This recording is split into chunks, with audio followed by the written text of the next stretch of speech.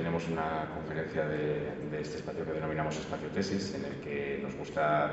difundir y ayudar a difundir el trabajo de jóvenes doctores que han presentado su tesis en un tiempo relativamente cercano. Hoy tenemos para este espacio tesis de esta tarde a María Pía Tabella. Ella es doctora en Ciencias Antropológicas por la Universidad Nacional de Córdoba, en Argentina, y ejerce su docencia en la Cátedra de Evolución Humana de la misma universidad. A mí personalmente me cabe el honor de estar trabajando con ella en estos meses, gracias a una beca IBEX del Ministerio de Cultura. Es un auténtico honor, la verdad, trabajar con ella. Su ímpetu, su ganas de trabajar y sus ganas de aprender son interminables y es un auténtico lujo. Ella nos va a hablar esta tarde de su tesis, que se tituló Santiago del Estero, Tierra de Encuentros, Historias Indígenas del Centro de Argentina, contadas desde el ADN antiguo. Ella nos lo va a explicar con mucho más detenimiento, pero esta tesis de lo que nos habla es de este territorio, Santiago del Estero, en el que se congregaron un buen número de culturas prehispánicas. A través del estudio de los materiales arqueológicos, del ADN de estos materiales arqueológicos, pues se pueden conocer una gran información acerca de movimientos poblacionales, relaciones políticas, etc. Ella basa estos estudios en los primeros análisis que se han realizado de estos materiales genéticos arqueológicos y que nos ofrecen toda esta cantidad de información acerca de quienes vivieron en este territorio hace 8.000 años aproximadamente. Pues nada, bien, todo tuyo. Muchas gracias. Muchas gracias, Álvaro, por esa presentación. Bienvenidos y bienvenidas. Como dijo recién Álvaro, esta es un resumen y un poquito más de mi tesis doctoral que defendí en 2023. Y para empezar esta charla en un museo interdisciplinario como el Museo de América, que se dedica a visibilizar la diversidad cultural del continente americano, quería primero señalar que el pasado de las poblaciones humanas, de los grupos humanos, puede y debe abordarse desde múltiples enfoques disciplinares que nos den cuenta de un panorama complejo como es, los procesos históricos que han atravesado. En el caso de las poblaciones indígenas de tiempos prehispánicos del continente americano, contamos con la información proveniente de los estudios de la arqueología, es decir, el estudio de la cultura material de esas poblaciones, de los estudios de la antropología biológica o la bioarqueología, que lo que estudian son los restos mortales de los individuos ya fallecidos de esas poblaciones, e incluso contamos también, ¿por qué no?, con los aportes de la geografía humana y de las historias orales que se han ido transmitiendo de generación en generación hasta nuestros días en las poblaciones descendientes de esas comunidades originarias. Y ya desde el tiempo del contacto hispano-indígena incorporamos otra fuente de evidencia que son los documentos históricos provenientes de las crónicas elaboradas por conquistadores, por administradores coloniales y misioneros de distintas congregaciones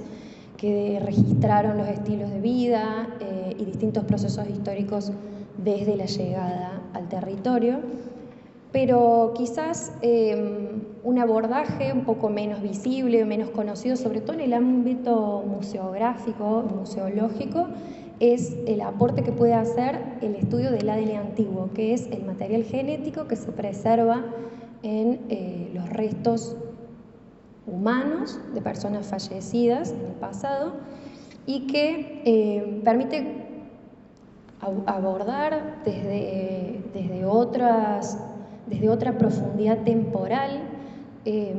incluso mucho mayor que todas estas otras líneas de evidencia que les venía mencionando, estos procesos.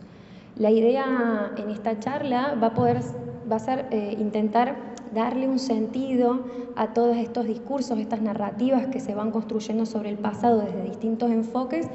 casi de la misma forma en la que un coro intenta generar polifonía, ¿no? En algunos momentos vamos a encontrar que esas distintas narrativas del pasado no son coincidentes entre sí, otras veces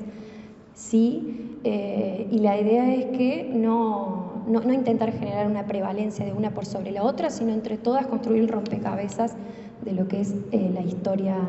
indígena de este territorio.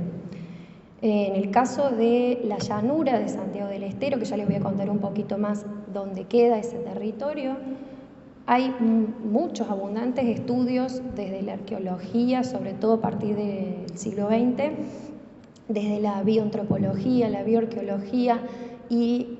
la especialidad de la etnohistoria, que es la que estudia estas crónicas coloniales, pero sin embargo hasta esta tesis doctoral no se habían hecho estudios del material genético de esos individuos prehispánicos.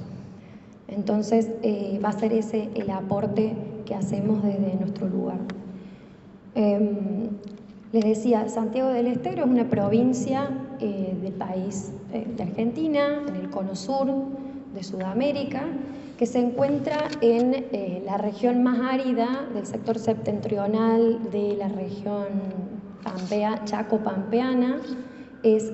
No sé si se ve mi cursor, no. Ven en ese rectángulo de donde sale el inset, el zoom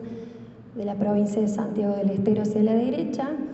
y es una provincia, no sé si se ve, que se encuentra como en una especie de cruce de caminos entre distintas regiones con distintos desarrollos culturales y con distintas condiciones ambientales incluso del cono sur de Sudamérica, como es el noroeste argentino, que tiene a nivel cultural una importante influencia del mundo andino, el Gran Chaco, que se extiende del este de Santiago del Estero hacia el sur de Paraguay, atravesando otras provincias como de Chaco, Formosa. Y hacia abajo encontramos estas sierras centrales, no sé si las pueden ver allí, en la provincia de Córdoba, San Luis, que conectan con el oeste de Argentina. Gracias. Esta provincia, Santiago del Estero, está atravesada por dos ríos principales de régimen torrencial, es decir, que tienen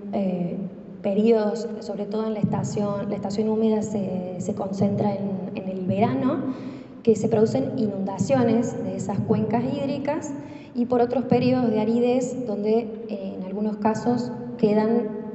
meramente convertidos en charcos y bañados, y son esas fluctuaciones del acceso al agua las que también van a condicionar dónde y cómo pueden ocupar el territorio las poblaciones humanas, que por supuesto necesitan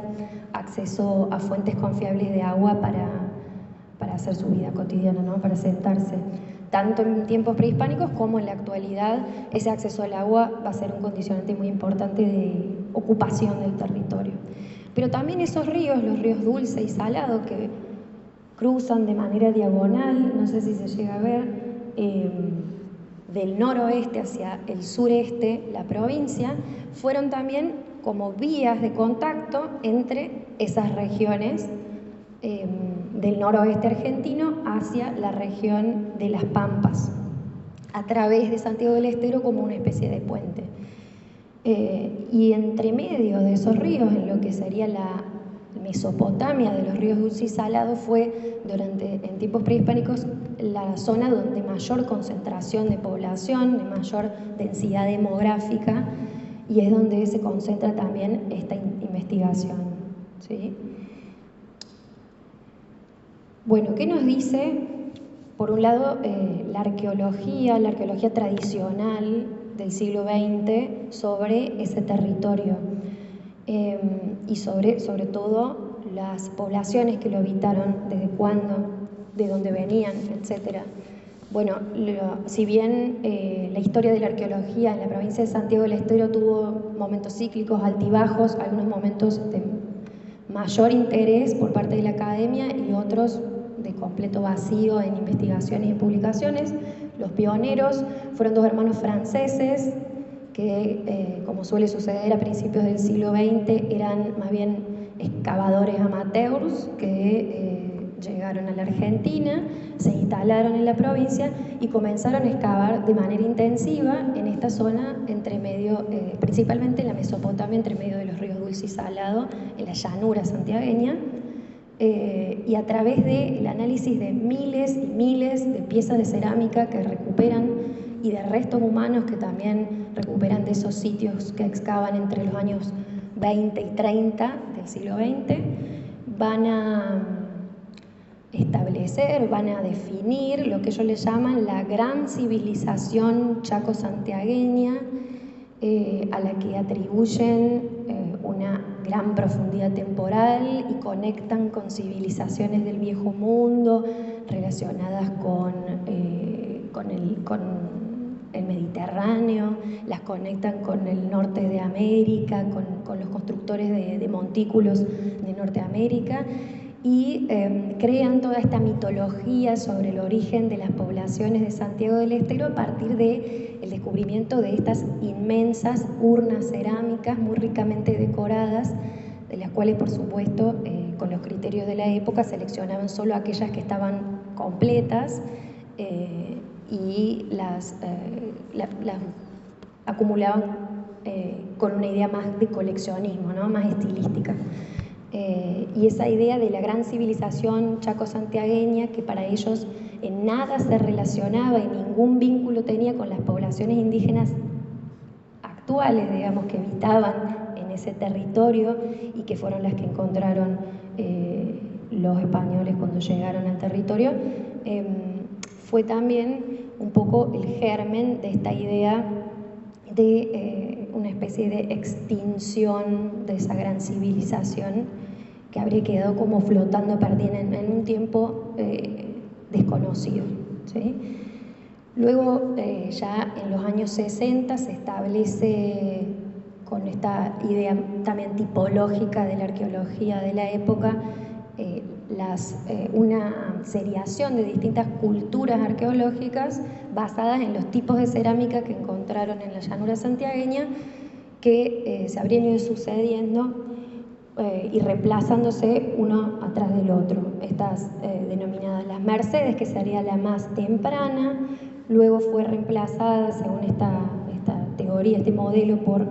la cerámica Sunchituyos, que ya se las voy a mostrar, y finalmente por la cerámica Berias, que estaría asociada más a tiempos prehispánicos tardíos, ya cercanos a la conquista.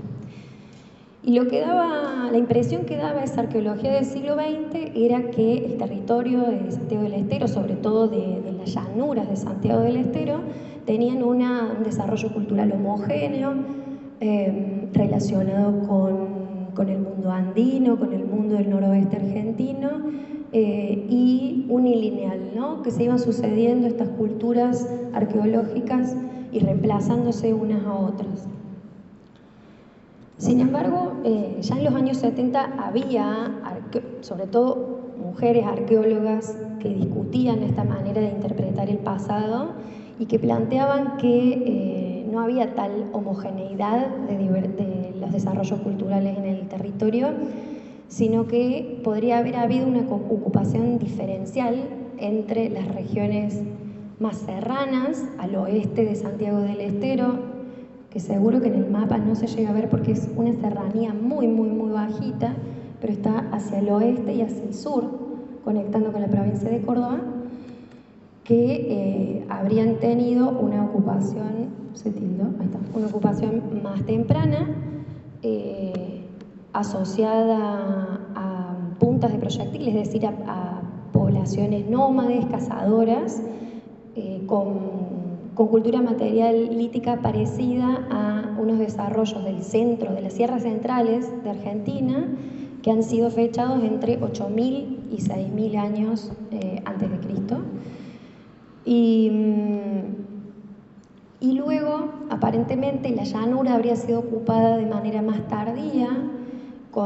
que actualmente se cuenta con algunas dataciones que llegan hasta los 1500 antes del presente. Cuando decimos antes del presente, en arqueología nos referimos a antes de 1950, que es cuando se desarrolla la técnica de datación radiocarbónica. O sea que si decimos 1500 es 1950 menos 1500 y ahí sacamos el cálculo. No es lo mismo que antes de Cristo o que era común, que se van mezclando a lo largo de esta charla. Depende de las fuentes que haya usado.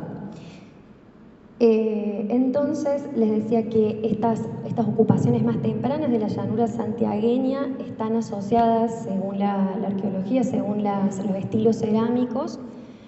estos estilos llamados las Mercedes, que tienen una decoración incisa, grabada, y es una cerámica gris que estaría, según estas interpretaciones, asociada o emparentada con las poblaciones del noroeste de Argentina, con el mundo más bien andino, digamos. Ahora, ya más avanzado en el periodo prehispánico tardío, o sea, dentro ya del primer milenio de nuestra era, esa cerámica averías aparentemente empieza a entrar en contacto en los sitios arqueológicos, la encontramos asociada con otra cerámica, con otro estilo, que es interpretada como un desarrollo cultural más bien local de la llanura santiagueña, o sea que no sería proveniente de estas incorporaciones del noroeste argentino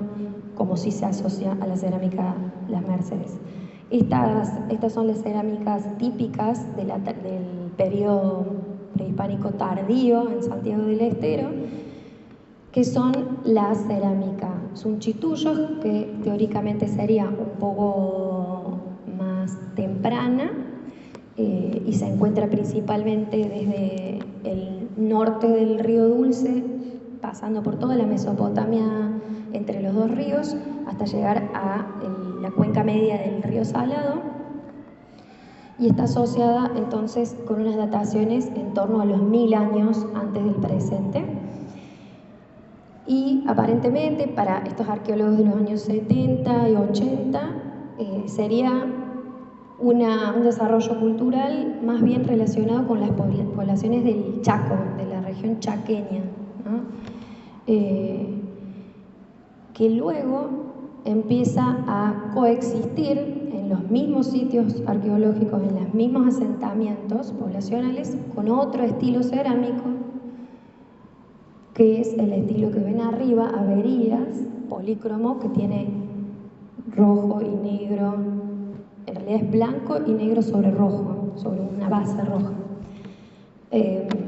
que ya sí es un desarrollo más tardío y que de hecho la arqueología esta de los 70 y los 80 la asocia un poco más con influencias quizás de Bolivia, de las tierras bajas de Bolivia. Entonces, la pregunta que se plantean estos arqueólogos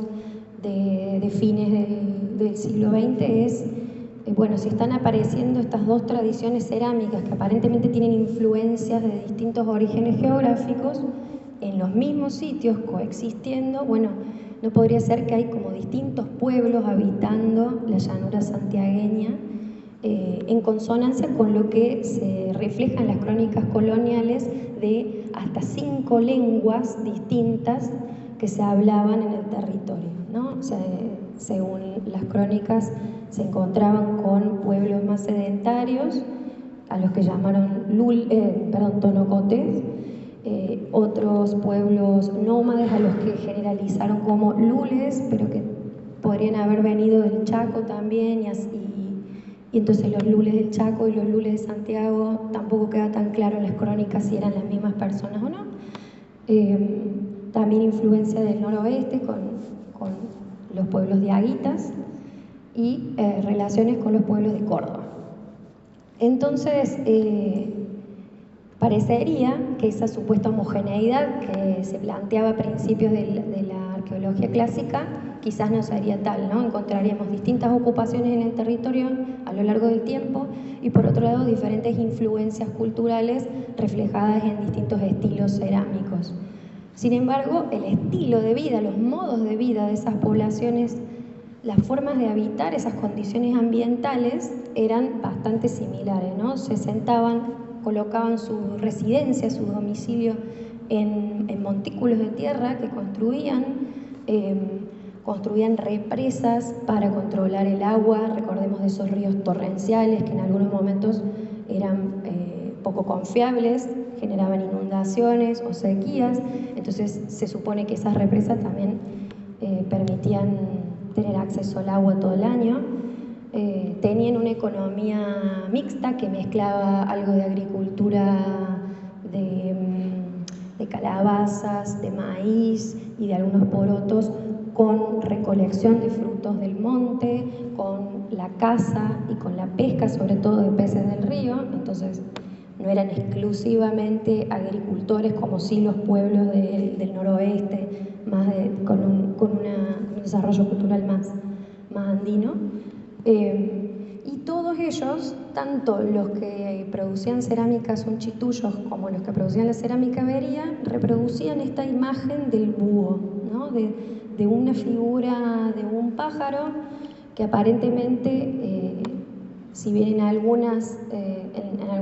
estilos cerámicos, como es un chitullo, es más figurativo, y en el avería es como medio geométrico, se sigue reproduciendo quizás una iconografía compartida como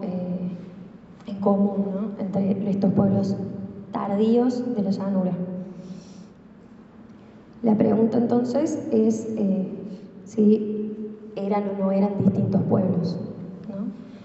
Luego, ya llegando hacia tiempos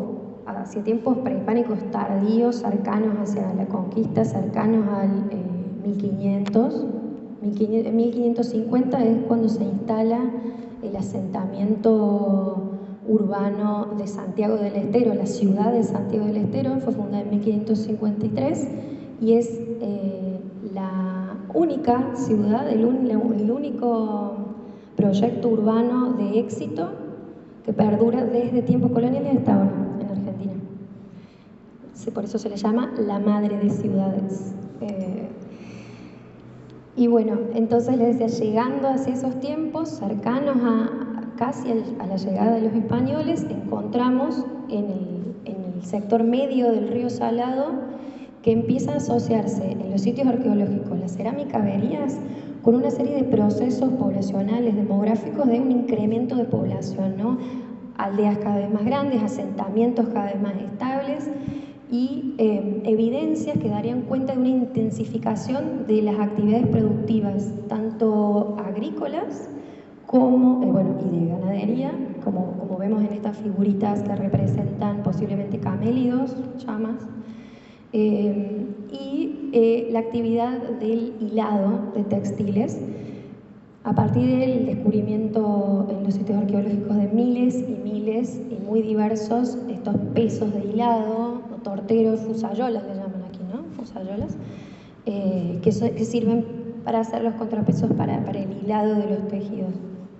Entonces, bueno, vemos las cerámicas averías ahí en el centro con su buito asociada a estos procesos de intensificación del uso del suelo y de incremento poblacional.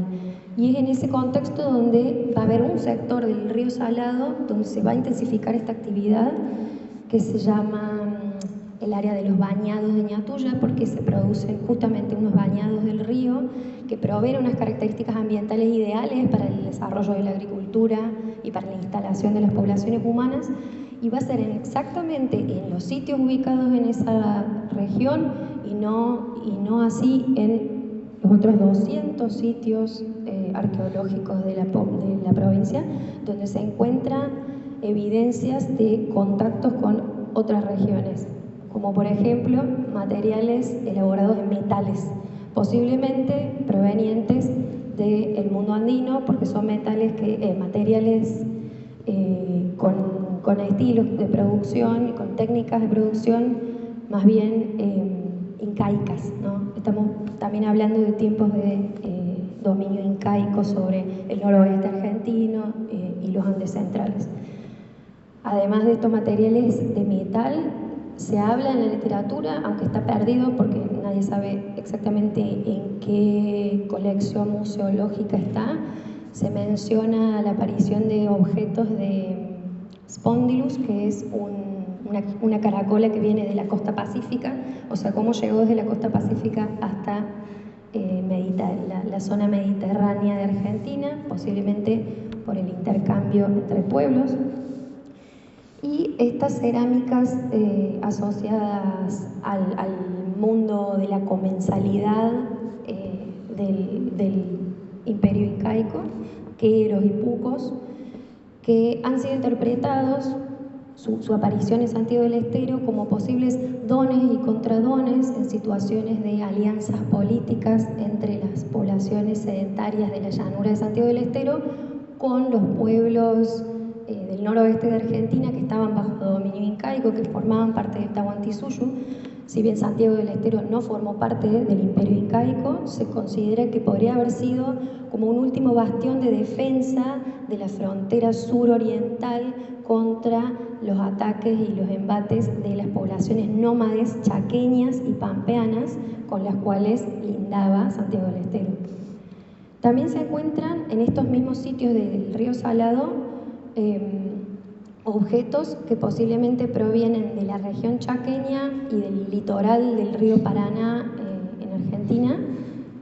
que son estos que están acá arriba, las pipas, y algunas cerámicas que tienen como unos apéndices en forma de pájaros y de loros, que también estarían dando cuenta de relaciones, de alianzas, de interacciones entre los pueblos que habitaron la llanura con sus vecinos, y posiblemente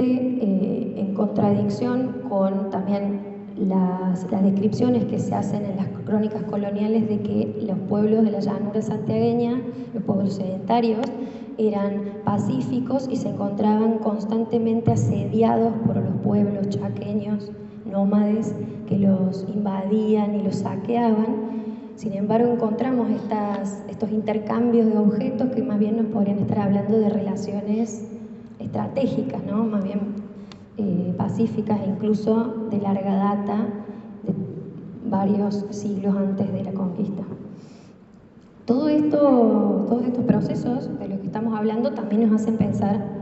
qué impacto tiene esto a nivel biológico en las poblaciones. En cuanto a lo que sabemos desde la antropología biológica sobre estos pueblos de Santiago del Estero, que se han encontrado bastantes restos humanos a lo largo de los últimos años, los primeros estudios los realizaron a pedido de los hermanos Wagner, mandaron los cráneos que habían recolectado a Alemania, y algunos todavía se encuentran en Europa, en museos de Europa, para que sean estudiados, y estas primeras hipótesis de los años 20 y 30 los asociaban o bien con los pueblos andinos por sus características craneales, o las otras hipótesis eran que estaban relacionados con los pueblos de las pampas argentinas. Ya estudios de los años 80 y estudios actuales basados en metodología cuantitativa de morfometría craneofacial asocian en realidad las poblaciones, a nivel biológico, las poblaciones de Santiago del Estero con otras poblaciones del centro de Argentina, como las de las provincias vecinas de Córdoba y San Luis, o sea, las que ocupan lo que le llamaba antes las sierras centrales, ¿no? A nivel de sus características craneales.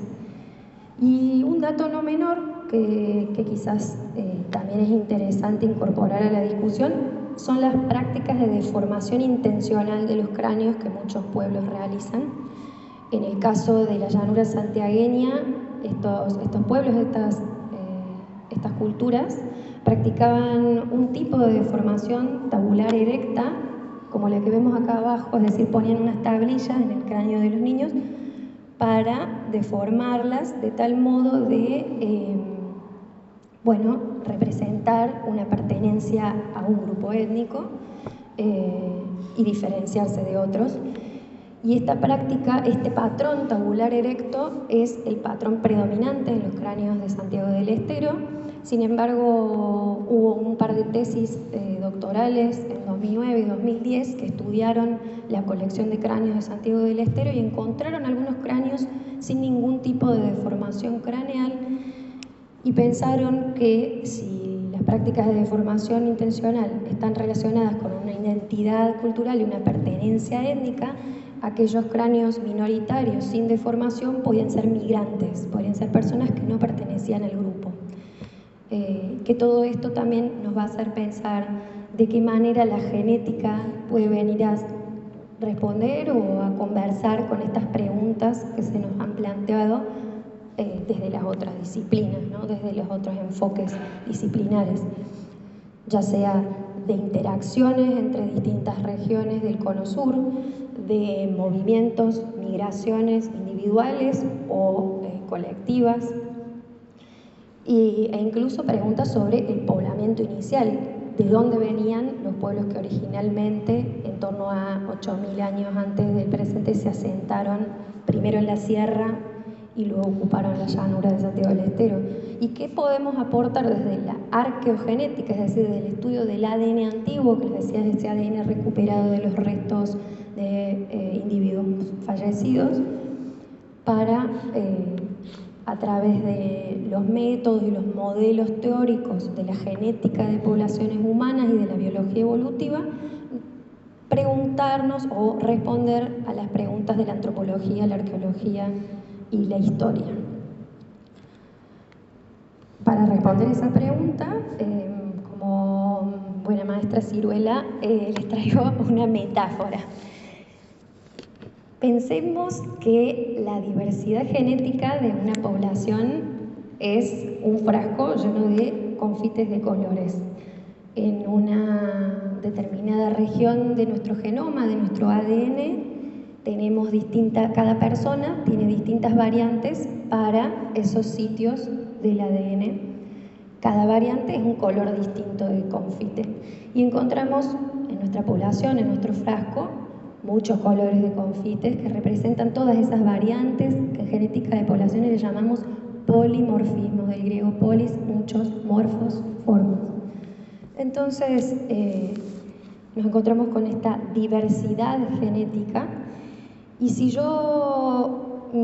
con los ojos cerrados, tomo un puñado de confites de mi frasco, sin elegir mi favorito es la fresa ni nada de eso,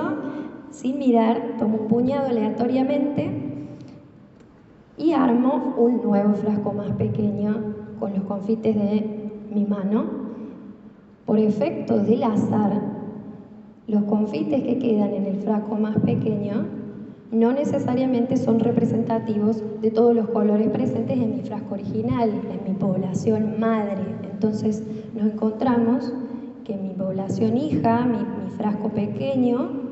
tiene una diversidad genética, una diversidad de colores de confites menor que el frasco original. Esta metáfora nos está hablando de un fenómeno de la biología evolutiva, que es el fenómeno del efecto fundador, es decir, es un caso de la fuerza evolutiva de la deriva génica, es decir, el efecto del azar sobre los patrones de diversidad genética. Y ese efecto, que produce menor diversidad genética en la población hija con respecto a su población madre, se ve muy claramente en el caso de cómo fue el poblamiento del continente americano por parte de Homo sapiens, de nuestra especie. Porque sabemos, es consenso científico al día de hoy, que las poblaciones nativas de América, las poblaciones indígenas americanas, son descendientes de poblaciones siberianas, de poblaciones del noreste de Asia, que cruzaron hace entre 25 y 20.000 años atrás. Tenemos dataciones que salieron hace poquito en Sudamérica, pero todavía la pongo en cuestión. Hay que leer el artículo. Digamos que en términos muy conservadores, 20.000 años atrás, estas poblaciones, que serían nuestra población madre siberiana, nuestro frasco original, que trae variantes asiáticas del norte de Asia en su ADN, en su genética, en sus acervos génicos, atraviesan hacia Alaska a través de un puente terrestre que se formó por el descenso del nivel del mar en el último máximo glaciar, que se llamó el puente de Beringia, en lo que hoy es el estrecho de Bering. Es esta flecha el hito número C. Cuando llegan a Bering, también la hipótesis con mayor consenso al día de hoy es que sufren un proceso de aislamiento en Beringia, en ese puente terrestre, donde no podían seguir avanzando porque las masas de hielo les impedían el paso, y en unos aproximadamente entre 5.000 y 9.000 años, de acuerdo a las evidencias genómicas, se habrían quedado aislados en ese espacio de tierra, acumulando una serie de mutaciones genéticas que las diferenciaron de la población madre y que luego son las constitutivas y las compartidas por todas las poblaciones americanas desde el norte hasta el sur. Luego se retrotraen esas masas de hielo y las poblaciones avanzan a través de las rutas costeras más rápidas, ya sea por la costa pacífica y la costa atlántica, y hubo también una tercera vía por el centro del continente, más tardía, cuando el hielo así lo permitió. Y nos encontramos con dataciones en Sudamérica tan tempranas como la de Monteverde en Chile de 14.500 años. Por lo tanto, podemos suponer que ese avance desde el norte hasta el sur fue realmente muy rápido, en unos 2.000 años, desde los 16.000 años aproximadamente, según los estudios paleogenómicos, que lograron atravesar e ingresar a Norteamérica hasta 14.000 años aproximadamente, que nos encontramos con sitios en Chile y en Buenos Aires, en la región pampeana, el sitio de Arroyo Seco, que también tiene 14.000 años de antigüedad, Huaca Prieta en Perú, también de 14.000 años de antigüedad, es decir, los encontramos en todo el cono sur hace 14.000 años, lo cual indicaría un avance muy rápido a través de estas rutas costeras. Si bien, les decía, esos contingentes de poblaciones se separaron entre quienes ocuparon el Atlántico y quienes ocuparon el Pacífico, hubo, según la evidencia genética, cruces entre ellos, no es que estaban totalmente aislados de un lado y del otro de los Andes, e incluso hay evidencias de flujo inverso, o sea, desde el sur de vuelta hacia Mesoamérica. Desde, por ejemplo, Brasil y Uruguay hay evidencias de un retorno hacia Mesoamérica hace unos 10.000 años atrás. Entonces, todos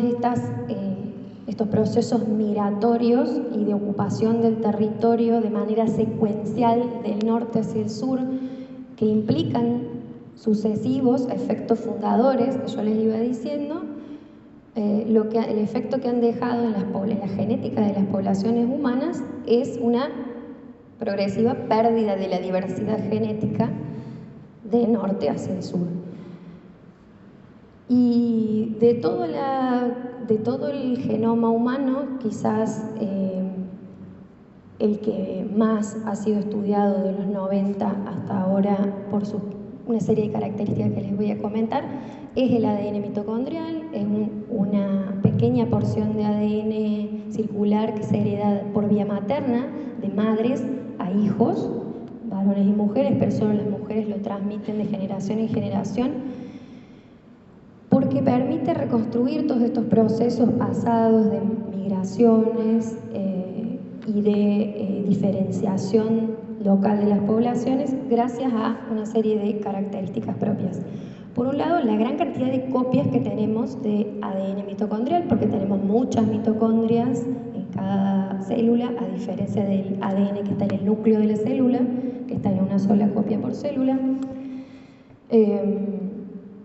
Por otro lado, a pesar, digamos, de que sea tan pequeñito ese ADN mitocondrial en comparación con todo el genoma humano,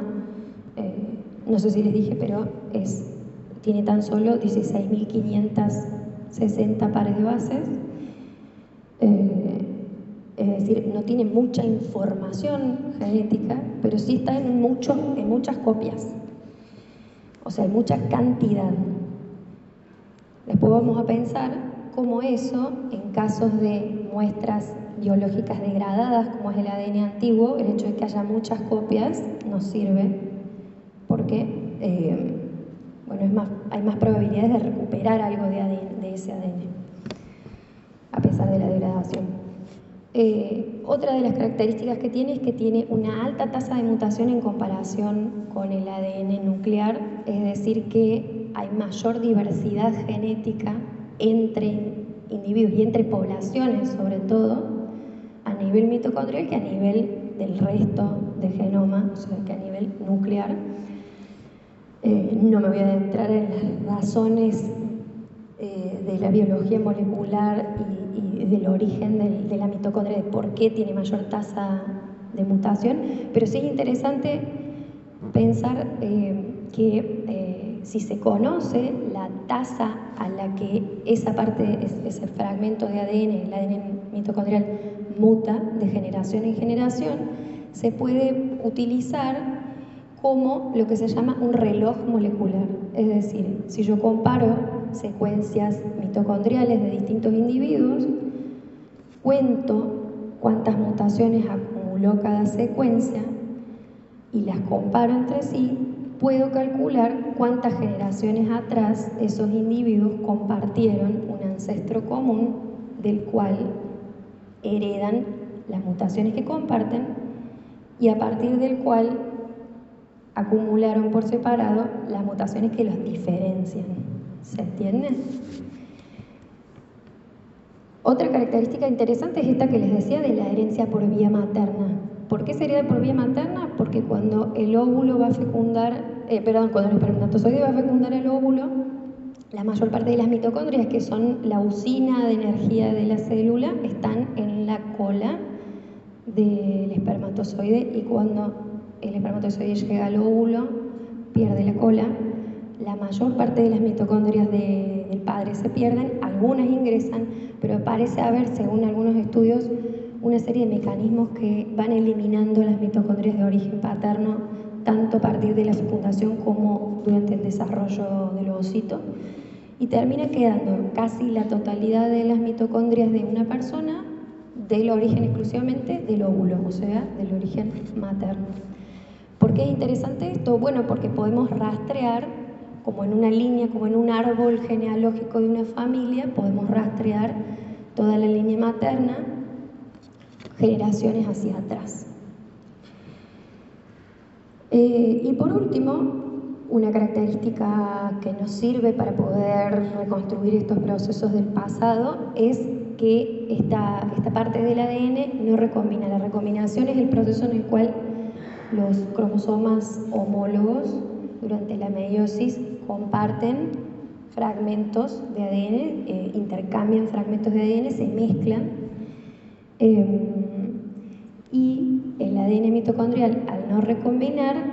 si bien la recombinación es necesaria para generar diversidad y nuevas combinaciones genéticas en las próximas generaciones, pero también confunde a la hora de rastrear un proceso evolutivo muchas generaciones hacia atrás. ¿Sí? Si yo quiero decir, bueno, ¿de dónde viene esta variante genética? La recombinación me genera una especie de ruido. Entonces, si yo tengo secuencias mitocondriales que sé que es un segmento del ADN que no recombina, las diferencias entre individuos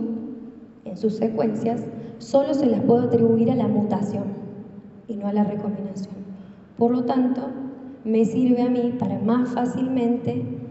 reconstruir esos procesos evolutivos de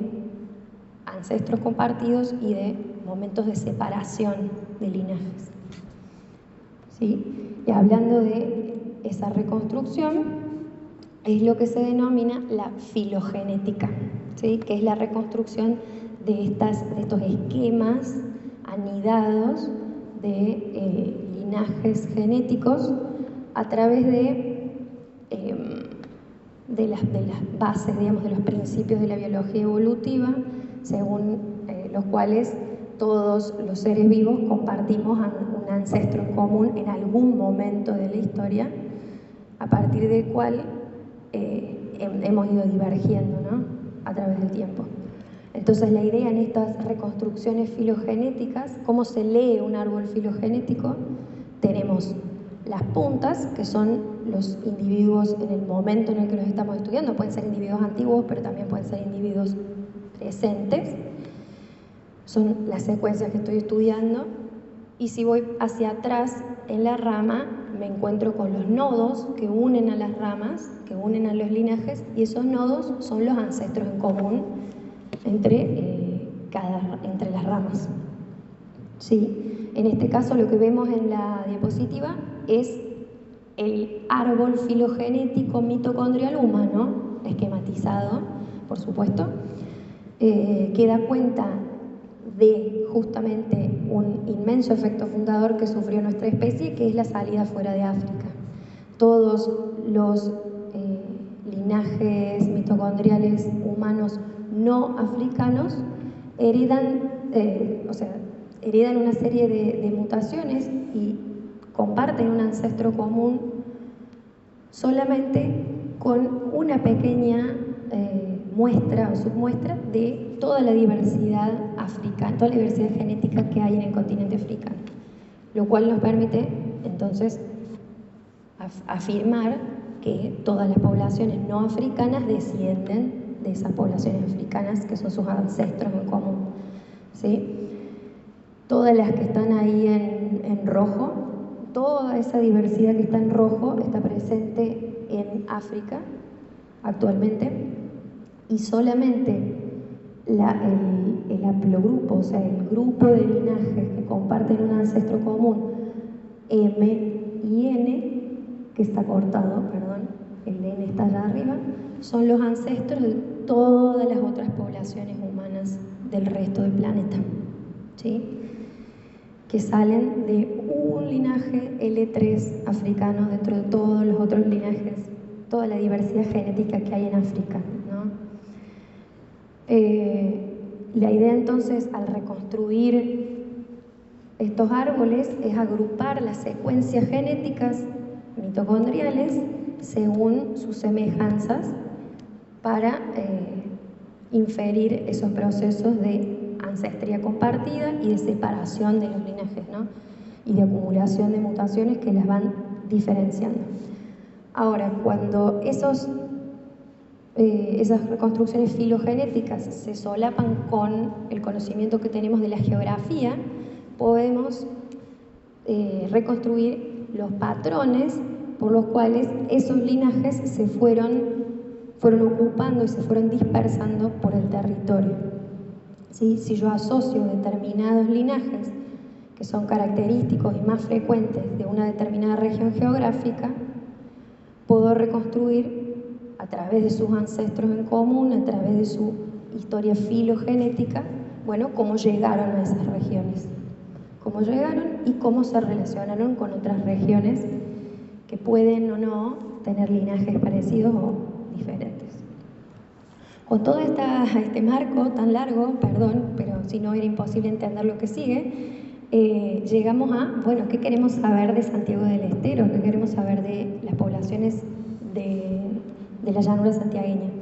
Y para eso usamos dos escalas de investigación. A una escala más bien local, esto que les comentaba antes, esas hipótesis de la arqueología y de la etnohistoria de posibles orígenes étnicos diferentes habitando en la llanura santiagueña, incluso en los mismos sitios, estos con distintas lenguas según las crónicas coloniales, con distintos estilos cerámicos según la arqueología, y preguntarnos, bueno, si a nivel genético realmente son diferentes, es decir, si tienen orígenes geográficos diferentes. Y por otro lado, a nivel interregional, comparar las poblaciones prehispánicas de Santiago del Estero y pensar si a nivel biológico se ve reflejada toda esa interacción con el noroeste argentino, con el Gran Chaco, con las pampas, con el litoral, que se observa a nivel arqueológico, cultural. Para poder hacer un análisis a escala tan pequeña, a escala de una región, de una provincia,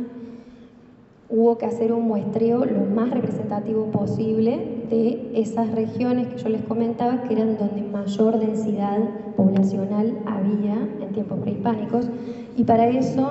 tomamos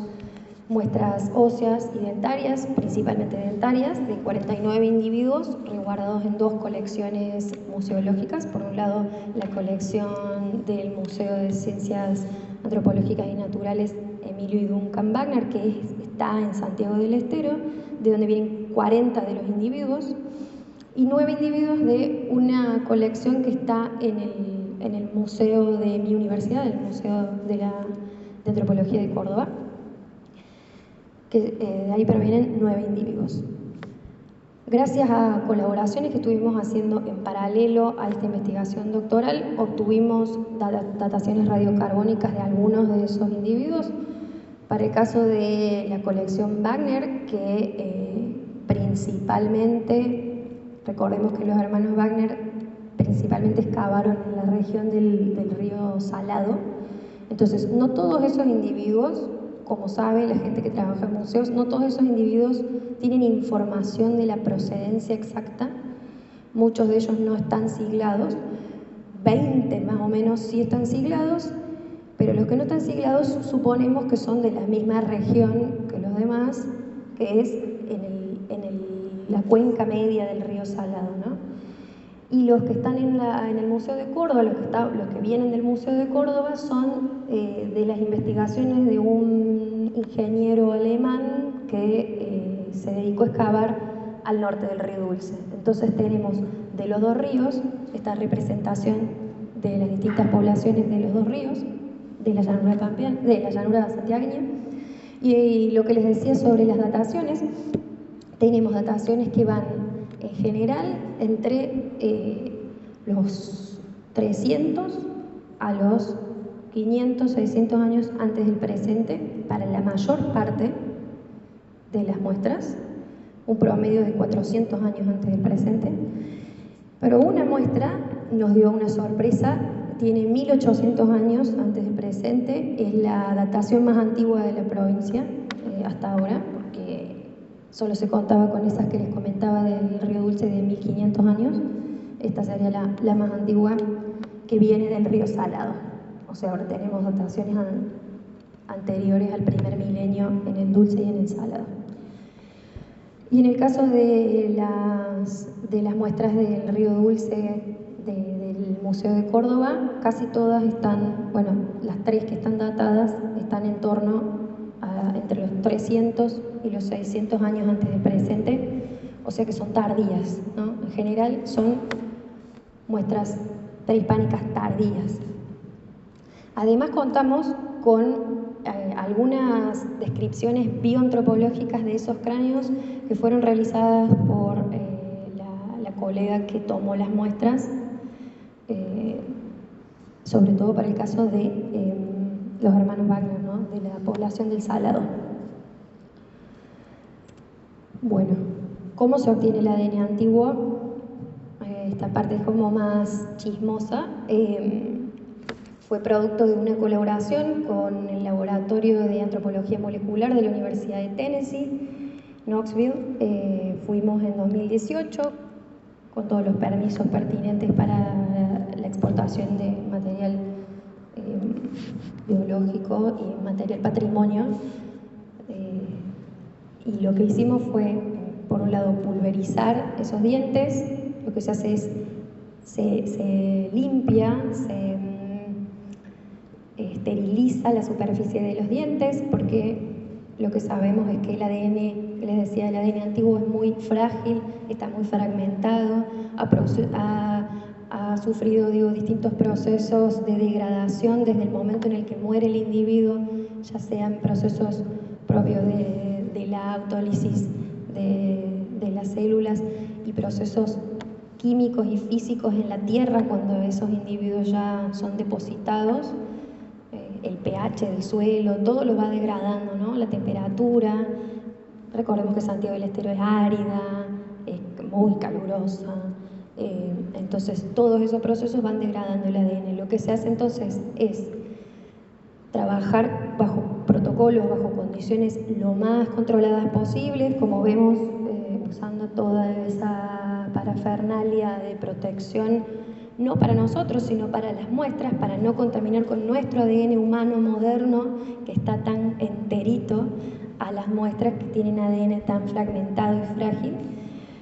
Se pulverizan los dientes, luego se purifica el ADN, se lo extrae de la célula, se repara en la medida de lo posible esos fragmentos de ADN degradados,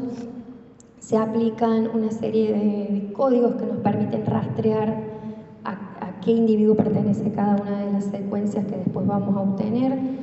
Lo que se hace en este caso, porque el estudio es de ADN antiguo, se hace una captura de todo el ADN humano que tiene y no humano, que tiene esa muestra. Capturamos solo el ADN mitocondrial, que es lo que nos interesa en este caso.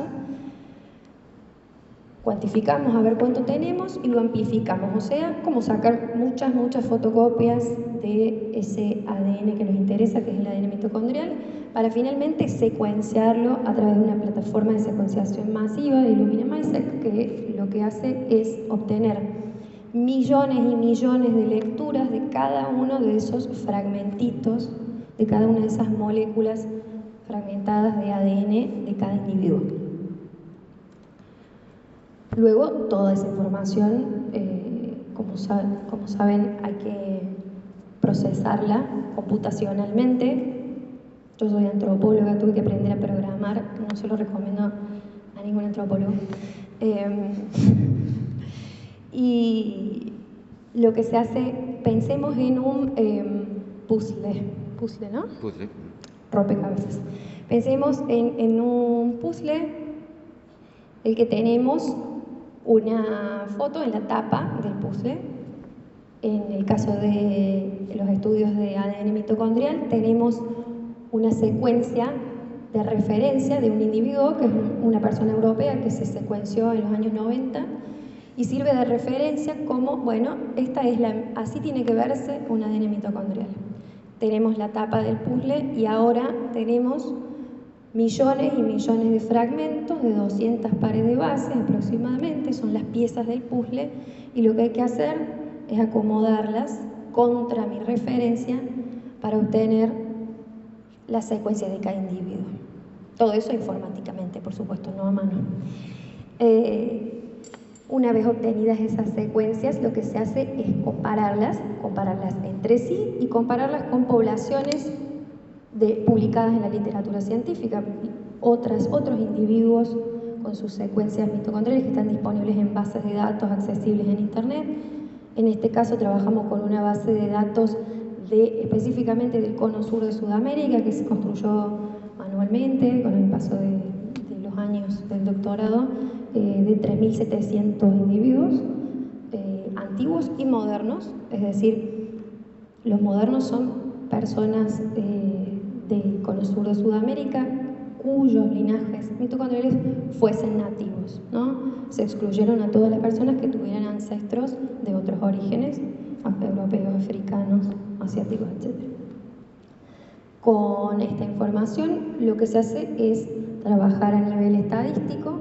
análisis a nivel intrapoblacional, o sea, dentro de la población de la llanura santiagueña, preguntarnos, bueno, qué nivel de diversidad genética tiene la población santiagueña, son parecidos o diferentes entre los del río Salado y los del río Dulce, preguntas locales. Y a nivel interpoblacional, compararlos con otras poblaciones que les decía del cono sur, ¿no? Y un agregado que hicimos también, que nos parecía interesante, es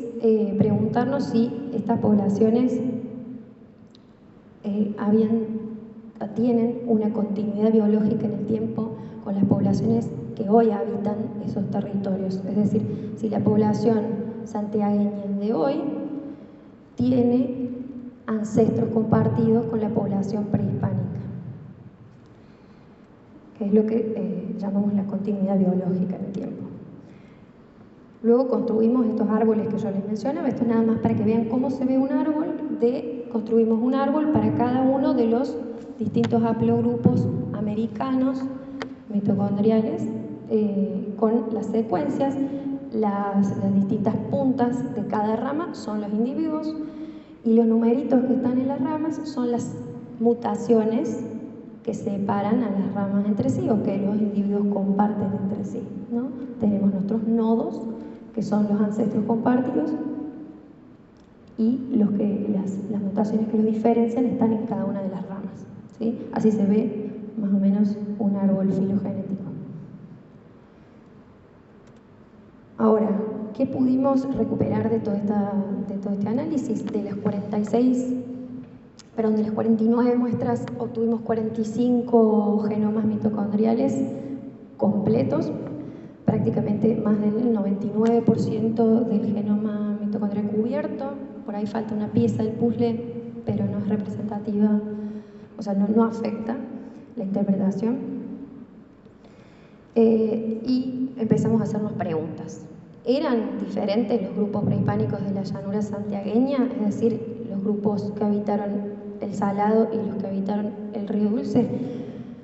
En cuanto a sus ancestros maternos, no observamos diferencias entre las dos submuestras. Es decir, estas poblaciones,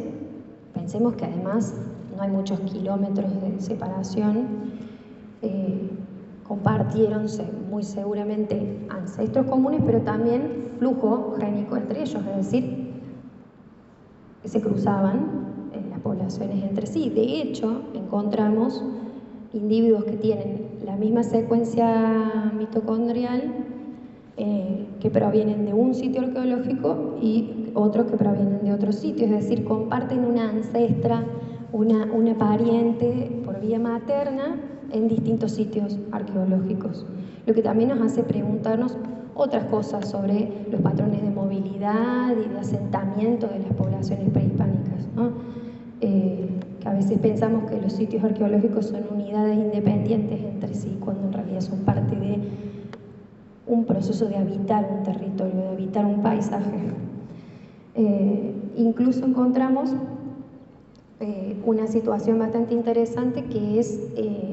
individuos que comparten una misma secuencia mitocondrial de un lado y del otro lado del río Salado, cuando las crónicas coloniales mencionaban que el río Salado era una frontera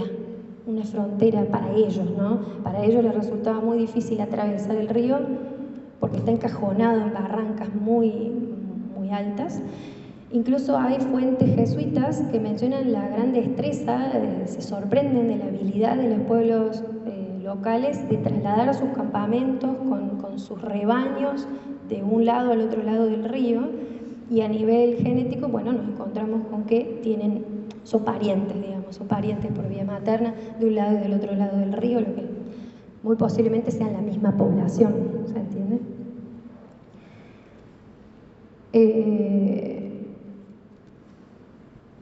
Por otro lado, nos preguntamos a nivel interregional si había a nivel mitocondrial, a nivel por vía materna, relaciones, vínculos con estas otras regiones que la arqueología señalaba como posibles aliados políticos, culturales de la llanura santiagueña, como son las regiones de los valles y las sierras del noroeste argentino, que están muy vinculadas con el mundo de lo andino que les mencionaba antes. Bueno, a nivel mitocondrial no observamos ninguno de los linajes que son característicos de las poblaciones de Bolivia, de Perú, del norte de Chile y del noroeste argentino, es decir, de la región de los Andes, centro-sur, como bueno, B2AG, B2H, etc. Muchos linajes mitocondriales que son típicos, que están en alta frecuencia en el mundo andino, están ausentes en la población de Santiago del Estero, que también nos permite pensar que no necesariamente el intercambio de objetos, el intercambio de dones y contradones y de relaciones culturales necesariamente implica movimiento de personas. Posiblemente esas alianzas se hayan dado entre las altas esferas, entre las noblezas, digamos, de los distintos componentes poblacionales, y no necesariamente implicaron un traslado de población ni en dirección Andes-Santiago, ni viceversa, como era una de las posibles hipótesis de algunos arqueólogos de que los pueblos santiagueños habían ido como mitimaes al servicio de los incas. En el caso de las relaciones con el Gran Chaco y con el litoral del río Paraná, que habíamos encontrado estas pipas y estas cerámicas con formas de loro en Santiago del Estero, sí encontramos relaciones genéticas en dos patrones distintos. Por un lado, encontramos que tenemos algunos linajes maternos con una alta frecuencia en el centro de Argentina, en Santiago del Estero y en provincias vecinas, que parecen haberse dispersado del centro hacia el Chaco, porque encontramos en el Chaco variantes mucho más derivadas, o sea, como muchas más mutaciones, es decir, que estarían hablando de un flujo desde el centro de Argentina hacia el Chaco, y después encontramos el patrón inverso, linajes que son con mucha frecuencia y muy ancestrales en el Chaco, que aparecen mucho más derivados en Santiago del Estero, lo que nos estaría hablando de relaciones en ambas direcciones, tal como se han mencionado en las crónicas coloniales de estos flujos. Por ejemplo, se ha mencionado que con la presión de la llegada de los conquistadores, muchas poblaciones de Santiago del Estero y alrededores y de la gobernación de Tucumán huyeron hacia el Chaco, haciendo uso de alianzas prehispánicas, y se refugiaron en la zona del río Bermejo, es decir, en la zona chaqueña. Y posiblemente esas relaciones hayan sido en ambas vías, ¿no? Avanzando, redondeando, lo más interesante para esta investigación fue el hecho de encontrar que en realidad Santiago del Estero, a nivel biológico, a nivel de sus relaciones genéticas, comparte una identidad, posiblemente por origen común y por flujo génico sostenido, con el centro de Argentina. Es decir, a diferencia de lo que se pensaba desde la arqueología clásica de relacionarlo con el mundo del noroeste y el mundo andino, Santiago del Estero a nivel biológico forma parte de un nodo poblacional con una gran profundidad temporal que se remonta al Holoceno medio, incluso el Holoceno temprano, en el centro de Argentina, con una serie de linajes maternos muy característicos que están en alta frecuencia en las poblaciones del centro de Argentina, que han sido identificadas a partir de estudios de poblaciones contemporáneas, pero que las encontramos en los individuos arqueológicos de Córdoba y de Santiago del Estero, con dataciones tan antiguas como los 8.000 años, las de Córdoba, ¿no? Sobre todo, las mayores similitudes se observan con los pueblos vecinos de las llanuras de Córdoba, no tanto con las de las sierras, no tanto con las sierras centrales. Lo que nos estaría hablando de interacciones entre pueblos vecinos con ambientes fluviales parecidos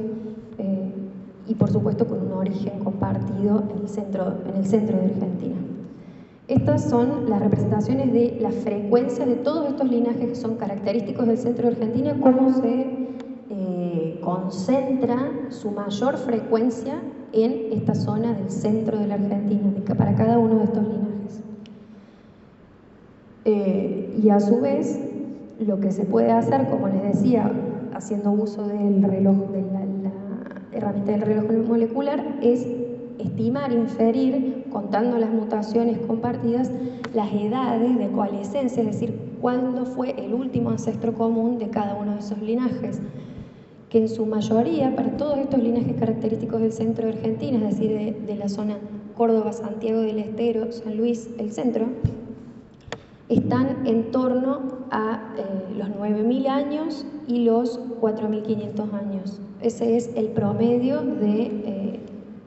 coalescencia de cada uno de estos linajes, que nos estaría hablando entonces de esta identidad compartida en el centro. Ahora, como dato de color, en el día de ayer publicamos en la revista científica Nature un artículo en el que colaboré con estas muestras de Santiago del Estero y con las interpretaciones, donde se estudiaron 238 individuos arqueológicos el más antiguo de 10.000 años de antigüedad y los más recientes de unos 200 años del Chaco, a nivel genómico completo, o sea, no a nivel mitocondrial, o sea, no solo los linajes maternos, sino todo el genoma del individuo, y se reproduce, se sostiene, se corroboran estas hipótesis maternas de una identidad, de un componente genético característico diferenciado de la Patagonia, diferenciado de las selvas amazónicas, diferenciado de los Andes e incluso diferenciado de la región pampeana en el centro de Argentina,